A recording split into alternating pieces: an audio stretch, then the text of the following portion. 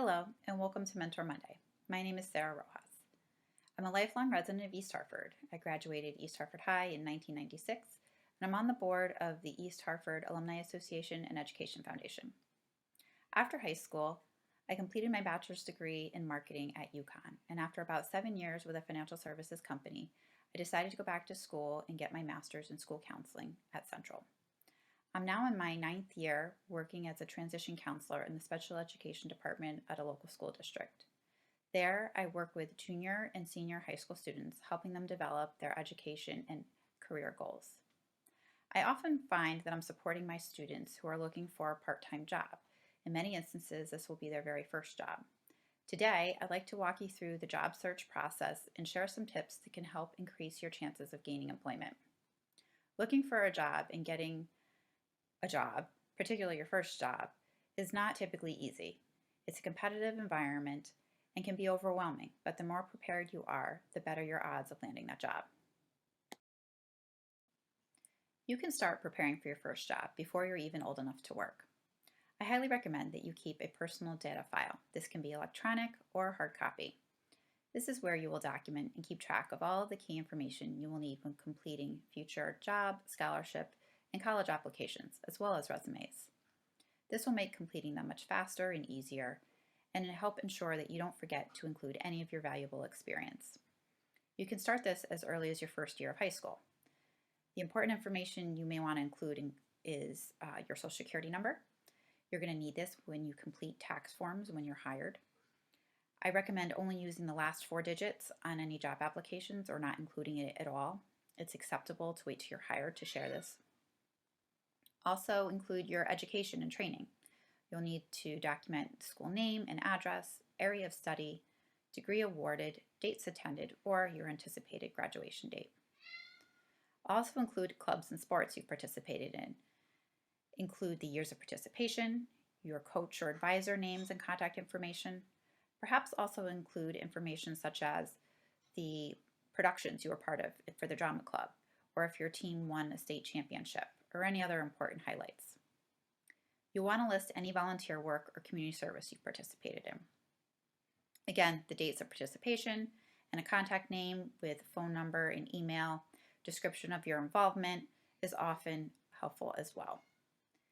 Any activities and organizations you participated in outside of school you should document here as well, such as Boy Scouts, Girl Scouts, Police Explorers, dance class, instrument or vocal lessons, whatever. Again, dates, names, and contact information of leaders or instructors, as well as a short description of your involvement should be documented. Employment information. Each time that you are hired, you're going to want to document the name and address of your employer. Include your dates of employment, your starting and ending pay or salary, your title or position, your manager's name and contact information, and a description of your responsibilities. You may also want to add in the reason why you leave when you end up leaving that job, such as maybe it was a seasonal position, you moved, went away to college, or maybe you left for a new challenging opportunity or something that was more in line with your future career goals. Whatever it is, it's a good idea to put it down. Additionally, any awards or special honors you've received, including even honor roll, should be documented in any associated details. It's a good idea to also keep information on your references here too. 3 references are usually good. You will want to have each person's full name, address, phone number, and email, your relationship to the reference or how long you've known them.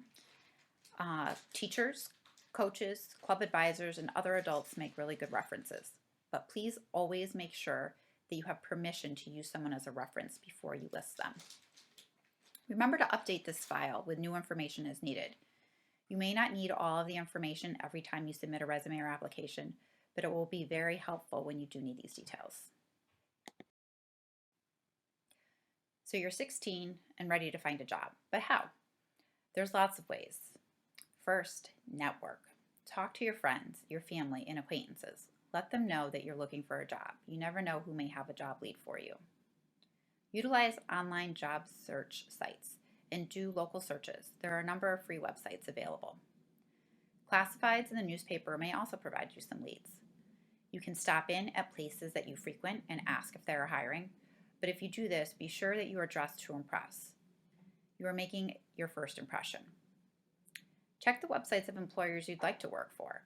They typically have a careers or employment link, and you can often submit resumes and job applications right online. You can also look for help wanted signs in windows when you're out and about running errands.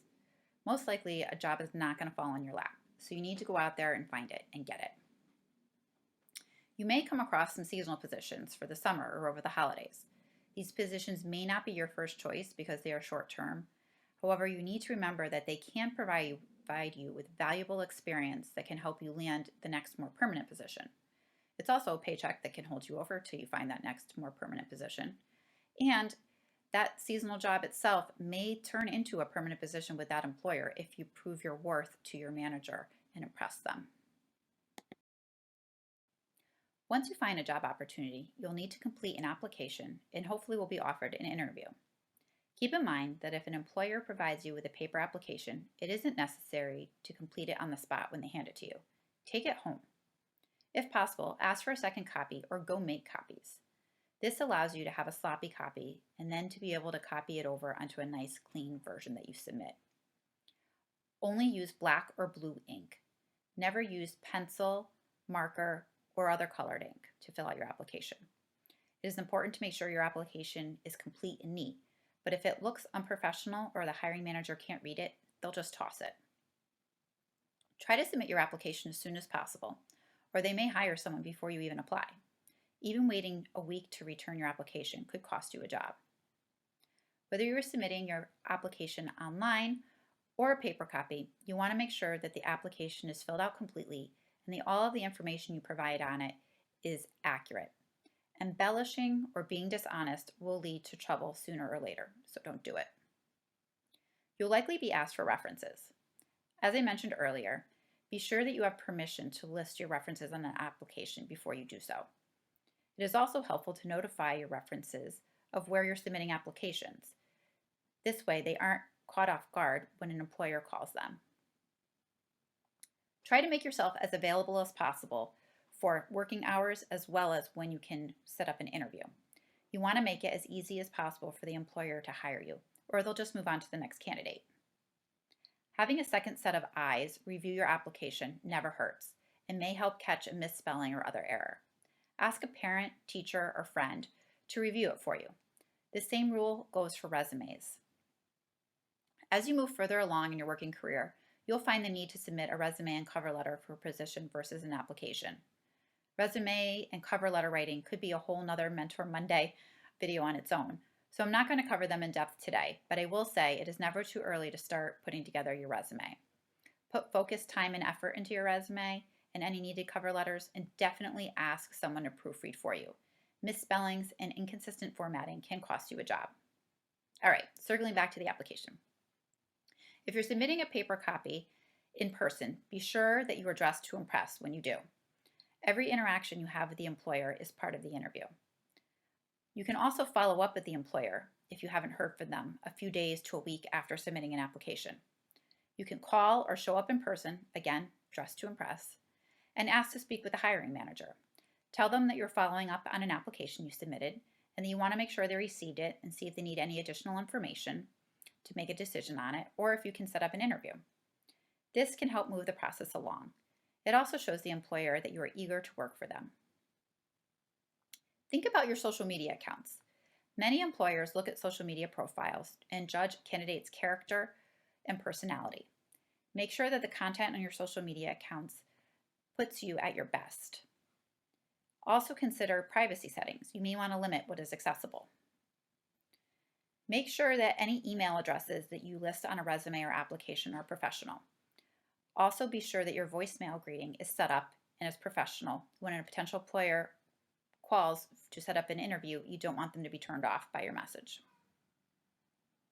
You may do all of these recommendations and still not get an interview, or you may interview and not get the position. Unfortunately, you need to be prepared for some rejection. There's a lot of competition out there, and there's no guarantee that you'll get any job that you apply for. Applying to multiple jobs can increase your odds of landing one. There's no need to wait to see how one application plays out before submitting other applications with other employers. When you do land that interview, you need to prepare for it. Research the company you are interviewing with. Go onto the organization's website and conduct an online search using their name to find other recent news.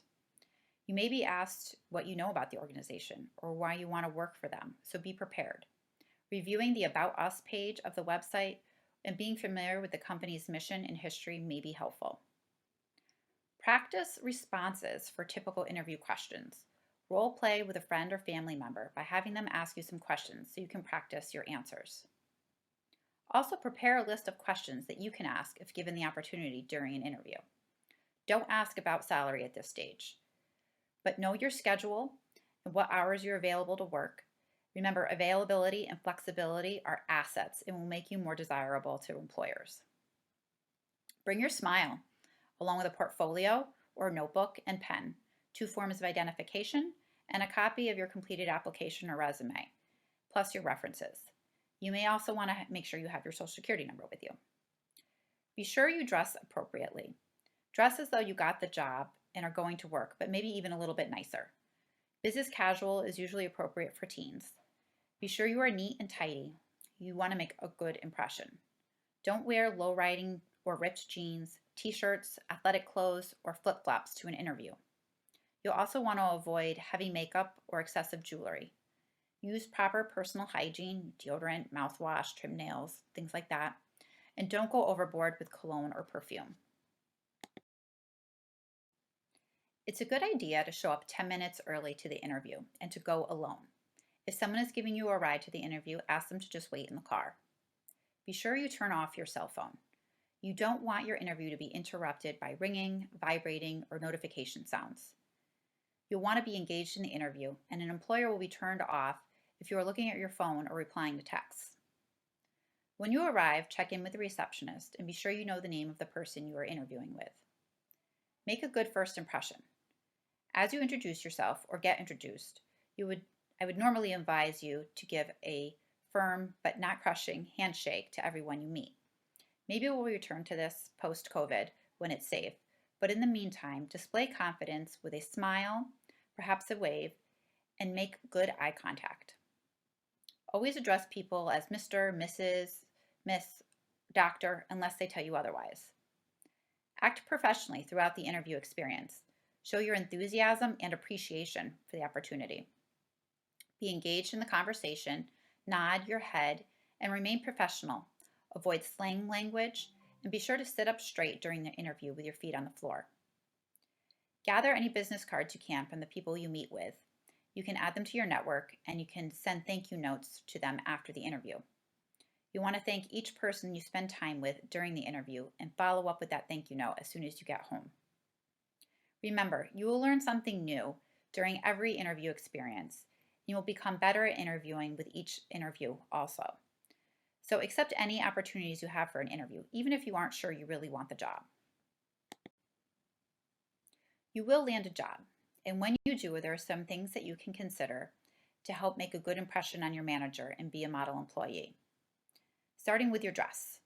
Always wear your uniform or abide by the dress code of your employer. When in doubt, go more conservative. Be dependable. This means that you are on time to work and you show up for your shifts. Don't be a no-show. Don't call out frequently without proper notice. Unless it is a real emergency, when you need time off, give your manager advance notice and look for another employee to take your shift. Have a positive attitude and be a team player. Avoid engaging in any gossip or drama in the workplace. And follow instructions. Stay on task and complete your responsibilities. Take initiative. Never just sit around waiting for the next task. If you are finished with something, look for something else you can do, or ask your manager what you can do next. Always avoid personal business on company time. This includes use of your cell phone. Your manager expects you won't be making or taking personal calls or going on social media while you're on the clock. Well, I've shared a lot of information. I hope these tips are useful to you, and I wish you much luck in your job search.